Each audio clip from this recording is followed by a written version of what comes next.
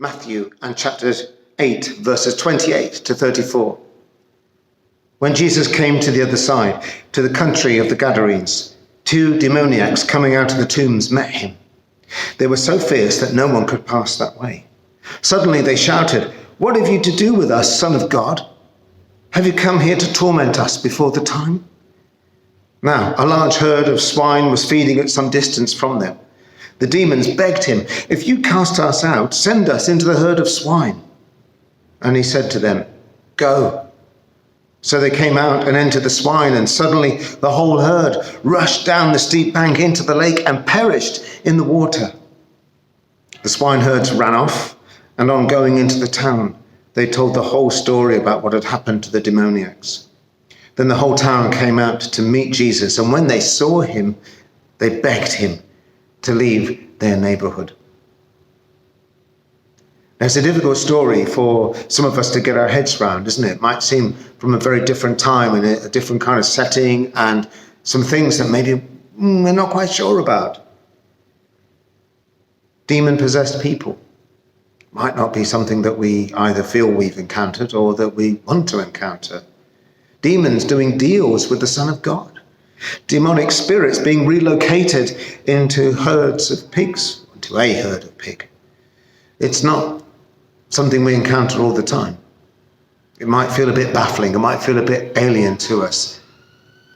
But to be honest, I don't think that we have to work too hard to get to a point where we can place this real life episode from the real life of Jesus into our own real lives, our own real situations.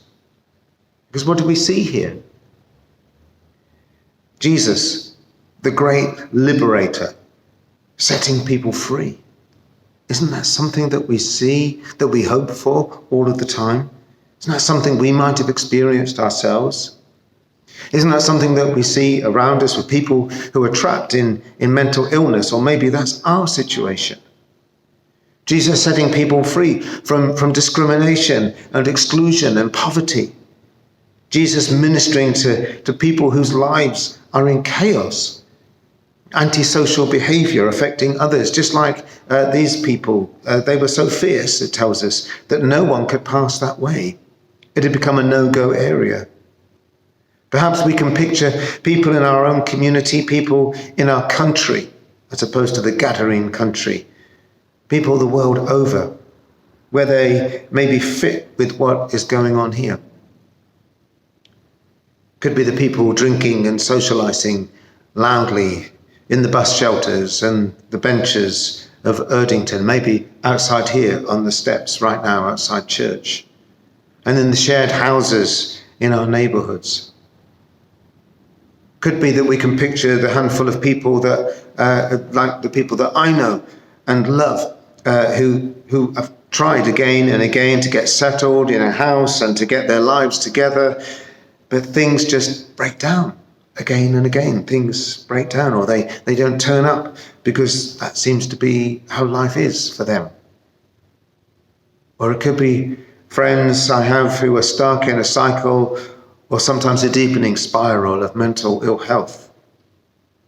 Or it could be the people barely surviving on universal credit who can't break out of the poverty that grips them, and we see them every week coming to the food bank. Or maybe individuals in and out of prison, caught in lives of violence and substance misuse. Or maybe just anyone who is othered, by which I mean discriminated against because of difference, because they are other than other groups, because of race, because of ethnicity, gender, disability, age. What a grim picture this is that I'm painting for us. What a grim world it can feel like. What a grim situation Jesus meets with amid the tombstones. It's like these people, these 2 men, might just as well be dead already. And I've been thinking about the reaction of the local community to what Jesus does. When he has dealt with the demons and restored these 2 men, they beg him to leave. says they came, they saw Jesus, and then they begged him to leave. Why? What a strange thing. Well, firstly, he is a foreigner. Okay, this is not a Jewish country that he's in. These are Gentiles, hence they are keeping pigs. But he's a foreigner, and he's a foreigner with exceptional and quite scary powers. So if you don't fit in, if you are other than the majority of people where you are, then you're supposed to fit in, aren't you? That shouldn't be the case, but that's how people are viewed. You're seen as being pushy or aggressive, aren't you? Yeah. If you're not of the majority, if you're not of the white majority, and you're a black person, and you may be seen as overconfident or aggressive, whereas it would be seen differently if you happen to be white. So the people, they can't handle who Jesus is. They can't handle him because he's a foreigner. They can't handle him because he's too good for them. And they don't want to handle how good he is. He has just blown the livelihood of some local pig farmers. And he has these scary powers, which they're presumably quite blown away by. But I wonder if he has also blown something else quite strongly for them. I wonder if, in a strange kind of way, it suited the people of that area to have these two men there. It suited the locals to have a couple of demoniacs in the graveyard. Whilst they were around, everybody else looked like they were doing okay. Nobody else amongst the respectable community could be bottom of the heap, whilst these two men were continually kicking off nearby. Because this is how societies work. This is how our world works. But Jesus is letting us know, just as he let them know, that this is not how the kingdom of God works. In the kingdom, there is no underclass. There are no chavs or outsiders. There is no divide and rule. There is no system of race or caste to keep some in and some out, and to keep the white people in charge and the black and brown people down. Jesus blows all of this oppressive stuff away and establishes something very, very different. And the Gadarene people, they don't like it. And those of us who hold power and feel okay and lovely and comfortable in our world don't like it either. It suited the community there to have these two men as they were. And it suits us to have others who we can look down on and blame and compare ourselves with. But Jesus, he ditches all of this stuff in the sea with the pigs and the demons as they hit their watery grave. It's not the cheeriest of pictures, is it? Especially if, like me, you have a bit of a soft spot for pigs. I was rather upset to read in the news this weekend that there's a shortage of workers, I think largely because of Brexit and also because of COVID a bit, but largely because of Brexit, to work in abattoirs and in the slaughterhouses for pigs. So there were too many pigs. So they're just going to have to be slaughtered anyway, the poor things. It's my vegetarianism and my anti-Brexit views coming out. But poor pigs. I feel sorry for them. And I kind of feel sorry for these pigs here in this story too, as they are just a vehicle for these demons. But clearly under the Jewish law, they were unclean animals that you would not eat, and you still would not eat as a Jewish person. But through all of the negative aspects, some major and some minor of this story, we see hope and we see restoration. We see that Jesus brings life and brings hope. Two men were tormented and trapped.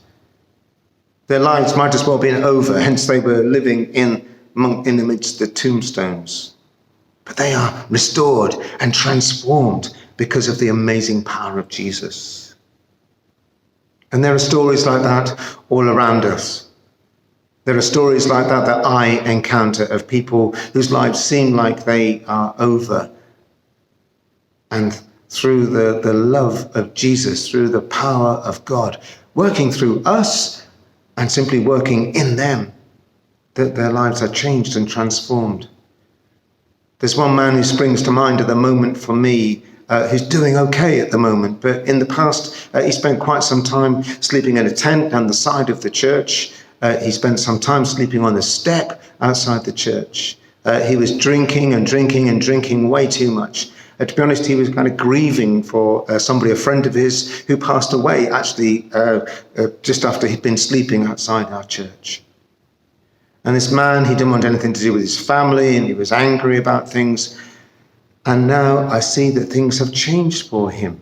We kind of stuck with him and still try to help him to move forward. But we see that his relationship with his sister has been restored for the time being. He drinks only a very small amount, but not really to a problem extent. He's in a settled house accommodation. He's doing fine. He's getting support there to do that. His life is just slowly moving forward. There are stories of hope, and there are so many other stories of hope that could be shared as well. Jesus can do what he does here in the country of the Gadarenes, in our country, in our time, in our community, in our families, amongst our friends. He can do that restoration and that healing and that setting free. We see it here, how Jesus asserts his supreme power over all creation, including over all of the forces of evil. And Jesus changes lives and sets people free. Jesus challenges unjust systems. And Jesus can do this now in our lives, in our community, in all places. God bless you.